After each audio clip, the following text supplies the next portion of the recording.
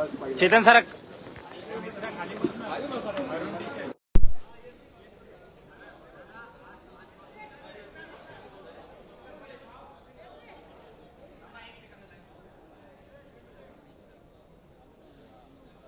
काय म्हणतोय?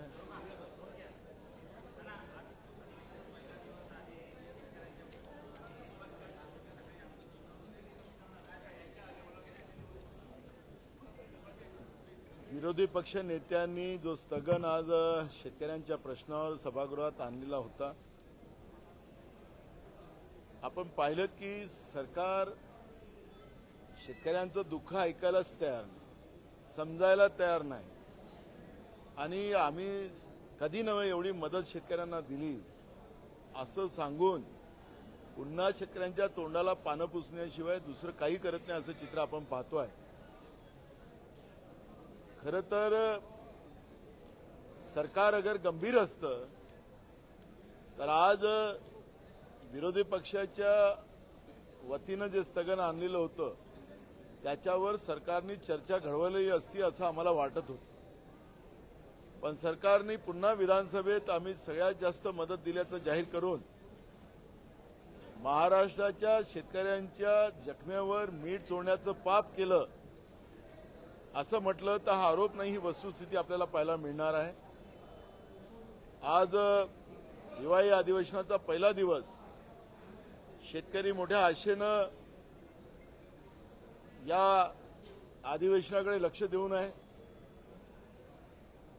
विदर्भातलाच यवतमाळ जिल्हा हा देशातला सगळ्यात जास्त शेतकऱ्यांचा आत्महत्या करणारा जिल्हा आहे देशातला। आपण पाहतोय की दररोज किड्या माकुळ्यासारखा अन्नदाता आत्महत्या करताना आपण पाहतोय। सरकार सांगतं की विदर्भावर चर्चा आम्ही करू,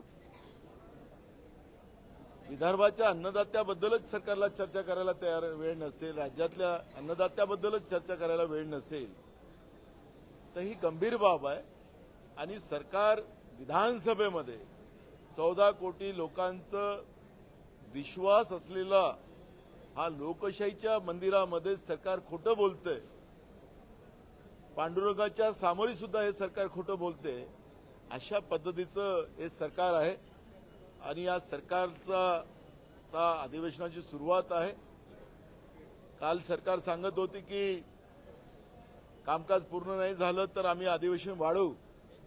आता आपल्याला माहितीसाठी सांगतो की सोमवारी हे अधिवेशन चालू होईल, म्हणजे पुढच्या आठवड्यात, आणि पूर्ण कामकाजाचे दिवसच आपण पाहिले तर फक्त 5 दिवस आहे। हे 10 दिवसाचं अधिवेशन, आजचा दिवस गेला, उद्याचा दिवसही सुद्धा असाच पद्धतीने सरकार गमवणार आहे। 2 दिवस असेच गेले, 5 आणि 2 7, आणि मग अशासकीय कामकाज 3 दिवसाचं झालं, सरकारचं कामकाज संपलं। खरे कामकाजाचे 5च दिवस या सरकारमध्ये आपल्याला पाहायला मिळणार आहे। आणि मग इथून आपला हा इथं पर्यटनाला जे सरकार आलेलं आहे, जनतेच्या पैशाची उधळपट्टी करायला आलेलं सरकार, हे विदर्भाच्या आणि महाराष्ट्राच्या जनतेच्या तोंडाला पानं पुसून जाईल अशाच पद्धतीची अवस्था आज आपल्याला पाहायला मिळते। सरकारला सद्बुद्धी मिळो आणि सरकार खरं सांगो, सरकारने शेतकऱ्याला मदत करायची की नाही करायची ते एकदा स्पष्ट करून टाकलं पाहिजे, पण नुसत्या घोषणा आता या ठिकाणी नसाव्यात, ही भूमिका आमची काँग्रेस पक्षाची आहे। नाना, हिंदी में जानना चाहेंगे।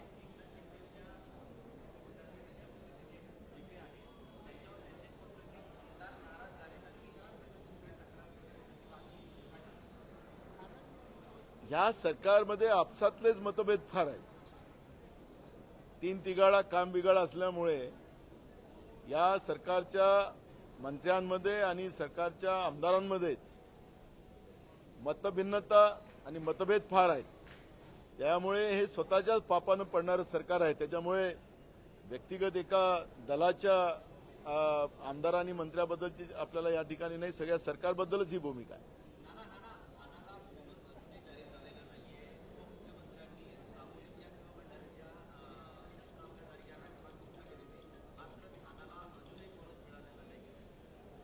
पहिली गोष्ट तर बोनसचा तर भाग दूरच आहे, अजूनही धान खरेदी केंद्र सुरू झाले नाही। शेतकऱ्याचा धान आता व्यापाऱ्याला विकला जातोय, तो 400-500 रुपये कमी किमतीने विकला जातोय. म्हणजे उद्या सरकारने 300 रुपये बोनस, 350 रुपये बोनस जाहीर केला, पण सरकार शेतकऱ्यांचं जे त्याच्या धानाला जो समर्थन मूल्य मिळायला पाहिजे तोच सरकार मिळू देत नाही, तर त्याचा बोनस हा भागच वेगळा राहिलेला आहे. आमची मागणी आहे की 1000 रुपये बोनस शेतकऱ्यांना दिला पाहिजे, पण धान खरेदी केंद्र जे अजून सुरू झाले नाही, त्याची लूट शेतकऱ्यांची त्या ठिकाणी चाललेली आहे, ती सरकारने तातडीने थांबवली पाहिजे.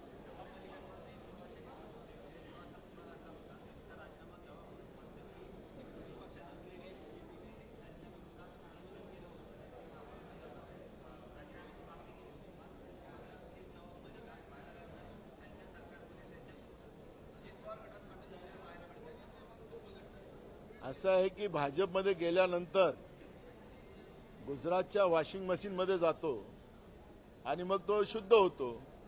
आता ते झाले असतील, असंच मान्य करू. त्यामुळे जनता हे सगळं बघते आहे, योग्य वेळेस जनता निर्णय घेईल. नाना, हिंदी में जानना चाहेंगे, आज पहला दिन हुआ है, क्या अपेक्षाएं थी, क्या पूरी हुई है? महाराष्ट्र में जो लास्ट टाइम जो साल भर के पहले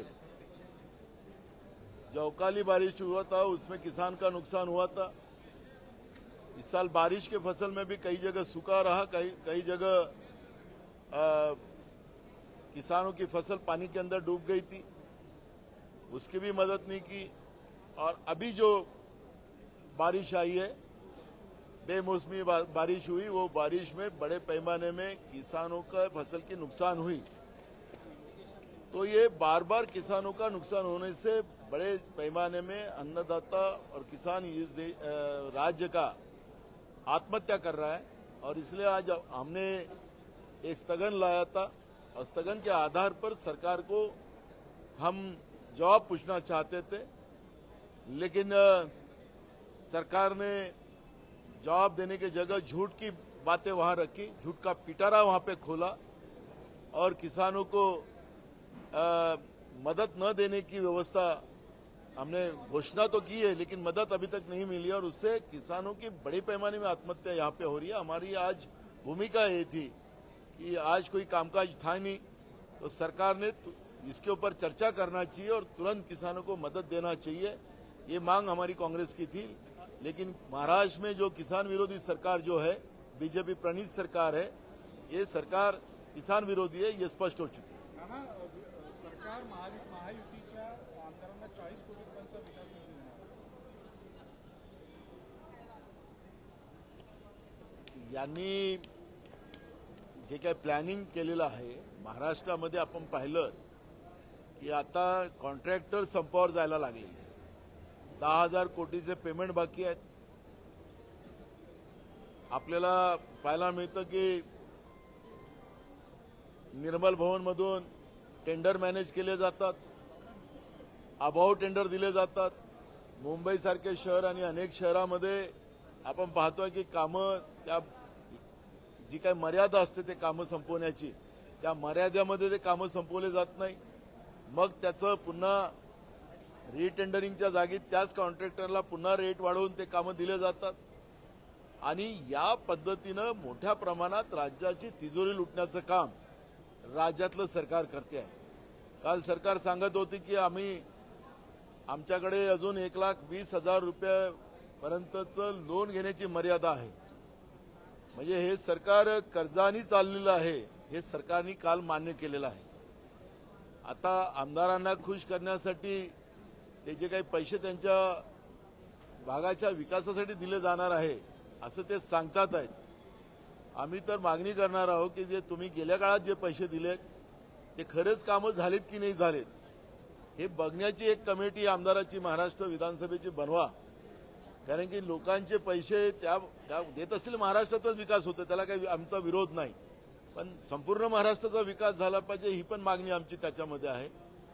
विरोधी पक्षामध्ये असलेल्या आमदारांच्या भागात पैसे द्यायचे नाहीत, हे सरकारचं जे धोरण आहे हे अन्याय करणारं आहे. पण जे पैसे मागच्या काळात दिलेले या सरकारने आहेत ते कामं झालेत की नाही झालेत, की कागदावर झालेत हे कामं तपासणीची एक कमिटी विधिमंडळाची बनवावी, ही मागणी आम्ही करणार. नाना, आज अधिवेशनाचा पहिला दिवस आहे, अशामध्ये एसआयटीच्या अधिकाऱ्याचे नाव घेऊन